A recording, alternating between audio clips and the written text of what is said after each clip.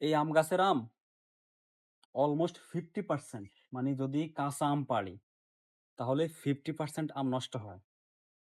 মানে কিভাবে? দেখেন একটা গাছের আম পাকলে সবগুলো একত্রে পাকে না। যখন আম বড় হয় সবগুলো একত্রে বড় হয় না। তো আম পাড়ার সময় হয় কি গতানুগতিকভাবে সব একত্রে পাড়ে। তখন 50% আম অপরিপক্ক থাকে। ওই আমগুলোর অধিকাংশ আমই পাড়ার সময় দেখা যায় কি অনেকে নেট ব্যবহার করে না, চাদর ব্যবহার করে না এজন্য ফেটে যায়। মানে পড়ার সাথে, সাথে। আবার বাণিজ্যিক হিসাব ভিন্ন। যারা বাণিজ্যিকভাবে চাষ করে সেটা ভিন্ন। কিন্তু গ্রামাঞ্চলে হয় কি যে মানুষে খেয়ে ফেলবে এই ভয়ে অনেকে আম পাড়ে। কিন্তু আমরা এই যে এই গাছের আমটায় একটা সিস্টেম ফলো করি। শুধু এই গাছ না আরো বেশ কিছু গাছের। আমরা কোনো আম পাড়ি না। মানে আম একটা, একটা করে পাকে আর আমাদের কাছে পড়ে। মানে এখান থেকে পড়ে যায়। যখনই আমগুলো একটা, একটা পাকে একটা, একটা পড়ে। আমরাও নেই, মানুষও কুড়ায়, কুড়ায় নেয়। তখন আমরা হিসাব করলাম অলমোস্ট আমরা 95% আম পাকা পাই। মানে একদম লাস্টের আমটা পর্যন্ত ওটা গাছ পাকা আম পড়ে। তাহলে ৯০-৯৫% আম গাছ পাকা পড়লো। আর বাতাসে বা ঝড়ে-টড়ে ২-১ টা পড়লো সেটা আলাদা বিষয়।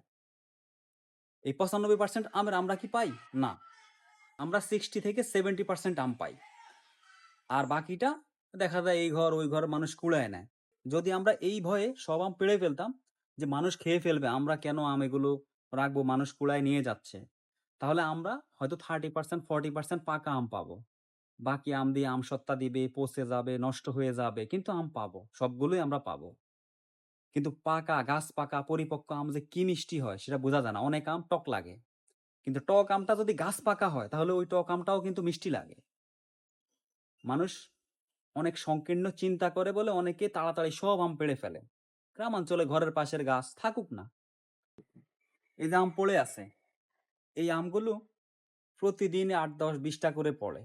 এখন আমরা যদি একদিনে পারি তাহলে একদিনে কিন্তু সব আম খাওয়া সম্ভব না। ২, ৩, ৪ দিনের মধ্যে আম সব পাকে একদম আম সব পেকে ভর্তা হয়ে যাবে, নরম হয়ে যাবে। এবং খাওয়ারও খুব স্বাদ পাওয়া যায় না, খুব মিষ্টি লাগে না। কিন্তু যখনই একটা, একটা করে পাকবে, পড়বে, আমরা খাবো, আরেকজন খাবে। যেমন এই যে এখানে পড়ে, এখানে পড়লে অন্য কেউ নিতে পারে। ছাদের উপর কিছু পড়ে, নিচে পড়ে, সাইডে পড়ে, পুকুরে পড়ে, পানিতে পড়ে। আবার পুকুর পাড়ে হইলে নেট দিয়ে রাখলেই হয়। প্রতি বছর একটা নেট বিছায় রাখবেন। সকালবেলা, ভোরবেলা, মাঝেমধ্যে দিনের বেলা ঘুরে টুরে নিবেন। তাহলে আমার মনে হয় যে আম খাওয়ার বা আমের যে একটা স্বাদ, ওই আমের স্বাদগুলো শুধুমাত্র এভাবেই পাওয়া সম্ভব যদি আমরা সম্পূর্ণ গাছ পাকা আম খেতে পারি।